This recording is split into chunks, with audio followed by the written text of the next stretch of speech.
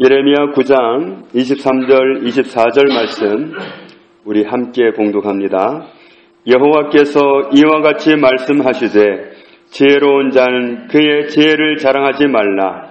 용사는 그의 용맹을 자랑하지 말라. 부자는 그의 부함을 자랑하지 말라. 자랑하는 자는 이것으로 자랑할지니 곧 명철하여 나를 아는 것과 나 여호와는 사랑과 정의와 공의를 땅에 행하는 자인 줄 깨닫는 것이라. 나는 이 일을 기뻐하노라. 여호와의 말씀이니라. 아멘. 세계 각국에서 많은 인명피해를 인구가 일어납니다. 큰 지진이 일어나서, 큰 태풍이 지나가서, 쓰나미가 와서, 또 최근에 우리나라처럼 배가 침몰하는 그런 일을 통해서 수많은 인명피해가 나는 그런 일을 겪을 때 우리는 이런 생각을 할 수 있을 것 같습니다. 하나님은 어떻게 생각하실까? 이 예레미야 시대에 하나님의 선민으로 통하던 이스라엘이라는 나라가 하나님으로부터 대재앙을 경고받고 있었습니다. 예레미야처럼 하나님 편에 서 있는 소수의 선지자들이 이스라엘이 대재앙을 자초하는 곳으로 가고 있다는 하나님의 메시지를 전달하고 있었습니다. 그래서 어서 속히 방향을 돌려라. 방향을 돌려서 하나님이 원하시는 곳으로 가라. 그렇게 눈물로 호소를 했습니다. 그런데 그런 메시지가 전달될 때마다 대부분의 사람들은 불편하게 듣습니다. 그러면서 그 메시지를 정말일까 하는 말들을 이제 서로 주고받으면 하나님 편에 정확하게 서 있지 못하던 그런 선지자들, 말하자면 거짓 선지자들이, 치우친 선지자들이 듣기 좋은 대답을 해줍니다. 예레미야 6장 14절 보면은 그들이 내 백성의 상처를 가볍게 여기면서 말하기를 평강하다 평강하다 하나 평강이 없도다. 예레미야 8장 11절에도 동일한 말씀을 하고 있습니다. 그들이 내 백성의 상처를 가볍게 여기면서 말하기를 평강하다 평강하다 하나 평강이 없도다. 평강 없는 길로 가고 있는데 평강하다, 걱정 마, 괜찮아, 이런 메시지를 사람들이 듣기 좋도록 말하는 그런 거짓 선지자들이 하는 말을 듣고 사람들은 그럼 그렇겠지, 우리가 그래도 하나님 섬기고 있는데 하나님이 원하시는 신앙생활은 못하지만 그래도 신앙생활을 하고 있으니까 하면서 안도감을 갖고 주저앉는 겁니다. 그래서 방향을 돌려야 되는데 돌리지를 못합니다. 예레미야 7장 25절에 보면 너희 조상들이 애굽 땅에서 나온 날부터 오늘까지 내가 내 종 선지자들을 너희에게 보내되 끊임없이 보내었으나 너희가 나에게 순종하지 아니하며 귀를 기울이지 아니하고 목을 굳게 하여 너희 조상들보다 악을 더 행하였느니라. 하나님은 선지자들을 통해서 끊임없이 말씀해 오셨다. 그들을 아끼시고 사랑하신 하나님이 끊임없이 말씀해 오셨지만 그들은 하나님의 말씀에 귀 기울이지도 않았고 순종하지도 않았다. 이렇게까지도 말씀하시는 부분이 있습니다. 예레미야 2장 17절에 내 하나님 여호와가 너를 길로 인도할 때에 네가 그를 떠남으로 이를 자취함이 아니냐. 하나님은 계속 방향 제시를 하시고 길을 가르쳐 주시는데 그 길을 안 가는 게 너희 문제가 아니냐. 그래서 너희가 스스로 재앙을 자초하고 있지 않느냐. 이런 말씀입니다. 사람이 보기에 우리 세월호가 침몰한 이런 사건, 이런 사고를 당하고 나서 우리가 보기에는 그런 것 같아요.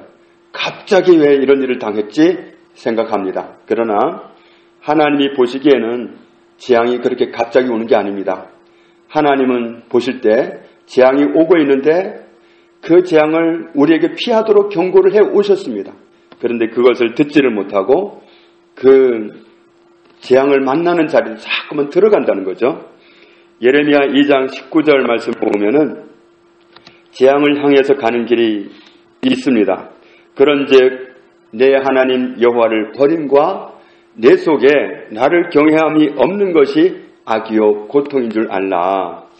하나님을 버리는 것, 하나님을 외면하는 것, 하나님을 무시하는 것. 그렇다고 해서 이스라엘 백성들이 완전히 정말 배짱이 세져가지고 나가고 그랬나 보다. 이건 오산입니다. 그런 뜻이 아닙니다. 신앙생활을 했습니다. 그래서 선지자들을 통해서 하시는 말씀이 너희가 입으로는 나와 가까운데 마음은 멀다. 마음이 따라 있는 거죠. 정말 우리 예배를 드릴 때도 정말 같이 말씀을 듣지만 어떤 사람은 말씀을 자꾸 빨아들이듯이 받아들이는데 어떤 사람은 딴 데 관심이 가 있어요. 그러면 보고 있는 것 같지만 듣고 있는 것 같지만 듣지를 못하는 경우가 있는데 하나님을 잘 섬기는 것 같지만 주일날 교회를 가고 뭐하고 하는 그런 외형적인 형식을 다 가지고 있어요. 가지고 있는데 마음이 멀어진 거예요. 마음이. 그래서 마음으로 하나님을 무시하고 외면하고 그런 행동, 그리고 하나님을 경외하지 않는 태도, 이런 것들은 하나님을 멀리하는 것입니다. 하나님과 멀어지면 안전구역을 벗어나는 거예요. 안전구역 안에 있어야 되는데 구역을 벗어나는 겁니다. 그렇게 되면 악한 영에게 말려들게 되어 있습니다. 그러니까 맨 처음 인류가 하나님을 떠날 때 하나님 떠나는 그 단순한 하나님 떠나는 그 문제만 있는 게 아니라 하나님과 동시에 원수 마귀에게 사로잡히는 거예요. 이게 사람의 문제입니다. 하나님을 등한시하면 그걸로 끝나는 게 아니라 어둠의 영에게 사로잡히는 거예요. 어둠의 영은 우리에게 좋은 것을 주지 않습니다. 어둠의 영은 요한복음 10장 10절 말씀처럼 도둑입니다. 도둑이 오는 것은 도둑질하고 죽이고 멸망시키는 것뿐이에요. 그러나 예수님이 오신 것은 우리에게 생명을 주시고 우리에게 풍성한 삶을 주시려고 오셨습니다. 이렇게 하나님이 오시는 목적과 사탄이 오는 목적은 완전히 다릅니다. 그런데 하나님과 멀어지면 하나님과 틈이 생기면 자동적으로 나는 반대쪽으로 가까워지게 되어 있습니다. 하나님과 멀어지면 사탄과 가까워지는 거고 하나님의 지배를 받지 않으면 사탄의 지배 아래 놓이는 겁니다. 그래서 하나님과 멀어지는 그들은 스스로 재앙을 향해서 가고 있는 거는 마찬가지예요. 그래서 하나님은 그 길은 재앙의 길이니까 가지 말아라. 돌아서라. 빨리 돌아서라고 그렇게 외쳤다는 말씀입니다.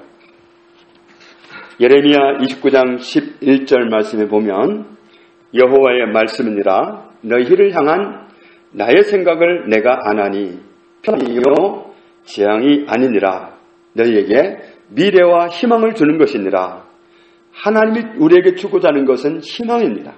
하나님이 우리에게 주고자 하는 것은 평안입니다. 그런데 하나님만 그걸 줄 수가 있습니다. 사탄은 속임수를 쓸 뿐이지 가면은 억누르고 빼앗고 멸망으로 끌고 갑니다. 하나님이 주고자 하는 것은 평안이고 형통이고 평탄입니다. 재앙, 고통, 이것은 하나님이 주신 게 아니라 다른 신이 주는 겁니다. 하나님이 우리를 왜 이렇게 하시나? 그건 맞지 않은 말입니다. 하나님의 울타리 안에 있는 안전구역에 있어서 하나님의 보호, 하나님 주시고자 하는 모든 것을 누릴 수 있지만 하나님의 그 안전구역을 벗어나면은 원수 사탄에게 묶여서 고통으로 재앙으로 내몰리게 되어 있습니다. 예레미야 애가 3장 33절에 주께서 인생으로 고생하게 하시며 근심하게 하심은 본심이 아니시로다. 하나님은 우리에게 정말 허락하시는 경우는 있어요. 허락하실 수는 있지만 그건 본심은 아니다. 정말 허락하고 싶어서 허락하는 게 아니다라는 말씀이죠. 예레미야 29장 19절에 여호와의 말씀이니라 너희들이 내 말을 듣지 않았기 때문이니라. 내가 내 종 선지자들을 너희들에게 꾸준히 보냈으나 너희는 그들의 말을 듣지 않았느니라. 여호와의 말씀이니라. 하나님이 그들에게 정말 손을 놓아서가 아니라 하나님이 무관심한 틈에 사탄이 그냥 확 덮친 게 아니라 하나님은 계속 말씀해 오셨는데 사는 길로 이끌고 싶었는데 평안의 길로 이끌고 싶었는데 그들이 하나님의 말씀에 귀를 기울이지 않고 벗어나 버렸다. 스스로 자초한 것이다. 이런 말씀입니다. 이스라엘의 첫 번째 왕 사울은 왕으로 처음에 선택될 당시만 해도 그 마음이 하나님 앞에서 가난한 사람이었습니다. 그래서 정말 하나님이 당신을 왕으로 세우기 원한다 그랬을 때 나 같은 사람이 어떻게 그런 일을 합니까? 말도 안 됩니다 하고 펄쩍 뛰었던 사람이 사울입니다. 그런데 그렇게 하나님을 사모하고 겸손하던 사람이 왕이 되고 나서부터 마음이 서서히 멀어지기 시작합니다. 아말렉 사람을 가서 치고 오는데 남녀노소 다 치고 그들의 소유물까지 하나도 남기지 말고 다 멸절시키고 와라. 이게 하나님의 오더였습니다. 그런데 가가지고 다 순종한 게 아니라 부분적으로 순종하고 그리고 부분적으로 불순종했습니다. 그리고는 하나님께 다 순종했노라고 자신만만하게 돌아왔지만 하나님은 그를 버리셨습니다.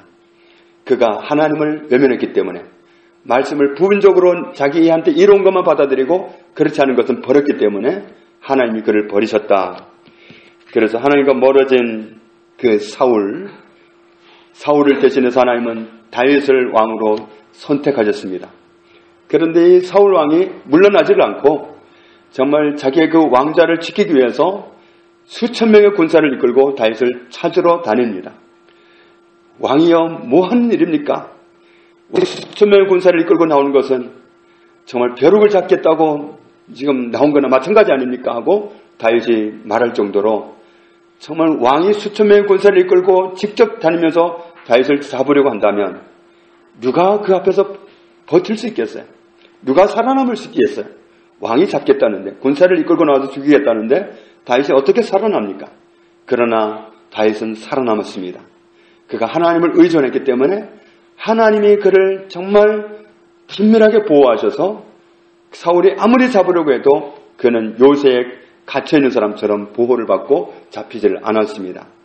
그러니까 왕이 덤벼들 때는 한 사람이 어떻게 싸울 능력이 없는 건데 그가 하나님의 안전구역에 들어가니까 하나님이 그를 보호하셔서 다윗은 이내 왕이 되고 정말 하나님의 뜻을 반영한 왕으로 하나님을 섬길 수 있었습니다. 정말 하나님께 피하면 하나님이 보호하시고 하나님을 의지하면 하나님이 책임을 져 주십니다. 로마서 8장 31절에 만일 하나님이 우리를 위하시면 누가 우리를 대적하리요? 하나님이 우리를 위하시면 누가 우리를 대적하리요? 하나님이 누구를 보호하신다면 누가 그를 감히 상대하겠느냐? 이스라엘 백성이 귀가 가려워서 하나님의 메시지를 듣지 못하고 재앙을 향해서 고집스럽게 다가갈 때 하나님의 마음은 어떠했을까? 수많은 사람이 하나님과 멀어져서 어려움에 처할 때 그때 하나님의 마음은 어떠실까? 예를 들자면 세월호 침몰로 인해서 수많은 사람이 죽었는데 그런 사건을 접하는 하나님의 마음은 어떠실까? 예레미야 9장 1절에 나와 있는데 우리 같이 읽겠습니다. 예레미야 9장 1절 어찌하면 내 머리는 물이 되고 내 눈은 눈물 근원이 들고 죽임을 당한 딸 내 백성을 위하여 주야로 울리로다. 아멘. 이것이 하나님의 음성입니다. 하나님 보시기에는 이스라엘 백성들이 이미 죽임을 당한 거예요.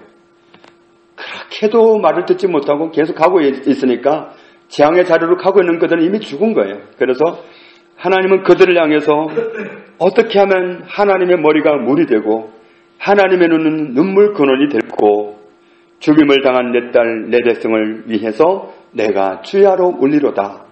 하나님은 갑작스럽게 어려움 당하는 우리 보기에는 그런 사람들 향해서 미리부터 하나님은 울부짖는 하나님이십니다. 정말 아파하시고 괴로워하시고 정말 한 사람도 그냥 죽어가기를 바라지 않으시는 하나님이 머리를 물대고 눈을 눈물 근원 삼아서 주야로 울고 싶다. 하나님의 심정이 바로 그렇습니다. 이것이 고통당하는 사람들을 대하는 하나님의 마음입니다. 오늘 본문 예레미야 9장 23절 24절에 보면 무엇이 우리의 자랑거리가 될 수 있는가?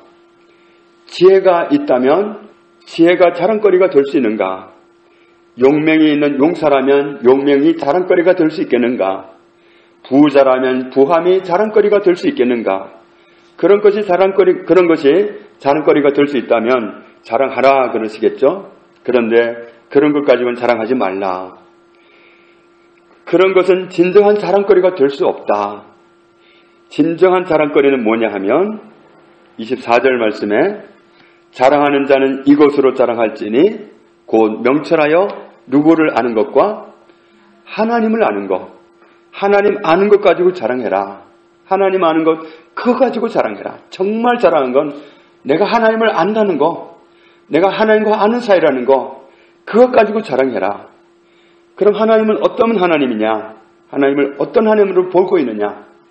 우리가 하나님을 잘 모를 때는 오해하기도 합니다. 하나님은 참 불공평하시다. 이런 하나님이 계시나? 이건 하나님을 모르고 하는 이야기입니다.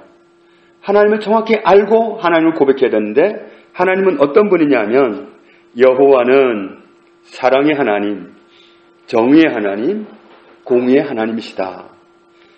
하나님을 알려면 이런 하나님 사실을 알았을 때 이 하나님을 알게 된 것을 증거해라. 이것 가지고 자랑해라. 하나님은 사랑의 하나님입니다. 정말 수많은 사람이 인명피해를 당할 때 누구보다 많이 우시고 누구보다 많이 아파하시고 그런 분이 하나님이십니다. 정말 하나님은 아파하시고 괴로워하시는 사랑의 하나님이십니다.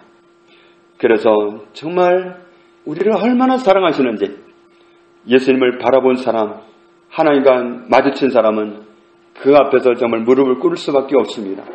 하나님은 사랑이십니다. 사랑 말고는 없습니다. 무슨 악한 감정이니 그냥 이런 거 없습니다. 하나님은 오직 사랑입니다.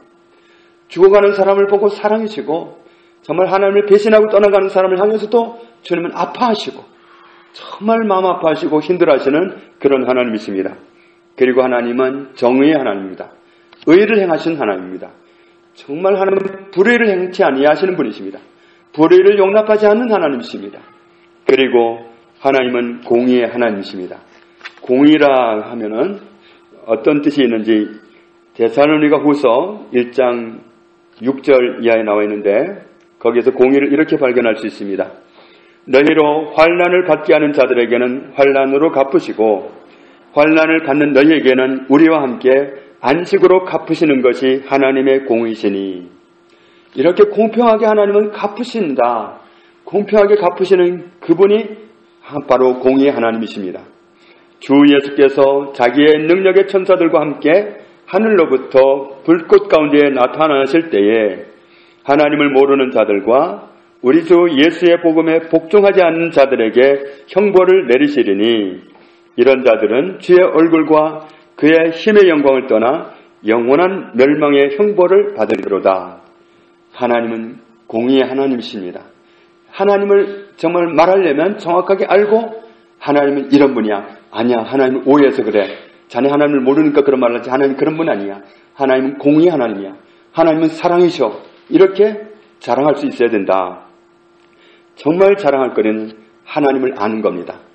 내가 아는 하나님은 사랑의 하나님, 공의의 하나님, 정의의 하나님입니다. 그런 하나님을 증거하라, 자랑하라. 다른 것은 자랑거리가 아닙니다. 왜냐하면 하나님을 모르면 딴 길로 가게 되어 있습니다.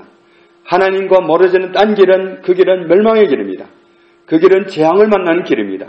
그렇기 때문에 다른 것 아무리 자랑해봐야 그건 소용이 없습니다. 세상 사람은 알아줄지 몰라도 세상 사람은 스펙을 인정해줄지 몰라도 하나님 모르는 스펙은 의미가 없습니다. 그것은 재앙으로 가고 있는 길에 불과하기 때문에 하나님 보시는 것도 아닙니다. 그래서 정말 우리가 자랑할 거리는 진정한 우리의 자랑거리는 하나님 아는 것. 하나님은 사랑의 하나님, 정의의 하나님, 공의의 하나님이라는 사실을 알고 그 하나님을 자랑하는 것, 이것이 우리의 자랑할 만한 진정한 자랑거리입니다. 로마서 12장 15절에 즐거워하는 자들과 함께 즐거워하고 우는 자들과 함께 울라. 즐거워하는 사람과 함께 즐거워할 수 있고 우는 사람과 함께 울 수 있는 그것을 하나님이 왜 명령하셨겠어요? 하나님이 바로 그런 분이기 때문입니다. 예수님의 제자들은 솔로몬 때에 지은 솔로몬 성전을 바라보고 감탄을 합니다. 선생님, 아무리 보아도 이 성전은 너무 아름답습니다. 40년에 걸쳐서 지은 성전은 정말 아름답습니다. 그러나 그때 예수님은 그 성을 바라보시고 우셨습니다. 잠시 후면 돌 하나 돌 위에 남지 않고 무너질 터인데 지금 이곳 사람들은 그 다가오는 재앙을 모르고서 건물이 자랑거리인 줄 알고 건물이 아름답다고 이렇게 말하고 있는 그것 때문에 마음 아파서 주님은 우셨습니다. 하나님 보시기에 재앙은 갑자기 오는 게 아닙니다. 우리가 보기엔 갑자기 와도 하나님 보시기엔 갑자기 오는 게 아닙니다. 그래서 하나님은 누누이 경고하십니다. 피할 수 있는 길은 우리가 하나님께로 피하는 겁니다. 하나님과 가까워지는 겁니다. 하나님을 아는 겁니다. 하나님을 어떻게 알까? 말씀을 통해서 알 수 있습니다. 하나님은 우리가 하나님을 알 수 있도록 성경 말씀을 이 시대에 이렇게 가까이 접하도록 허락하셨습니다. 우리는 말씀을 통해서 하나님이 어떤 분이라고 친히 소개하시는 하나님을 알 수 있습니다. 하나님을 알게 되면 우리는 고백하게 되어 있습니다. 하나님은 사랑이십니다. 하나님은 정의의 하나님이십니다. 공의의 하나님이십니다. 그렇게 말할 수밖에 없습니다. 우리가 진정한 자랑거리로 삼을 것은 하나님을 아는 것, 하나님은 이런 분이라고 말할 수 있는 것, 이것만이 진정한 자랑거리입니다.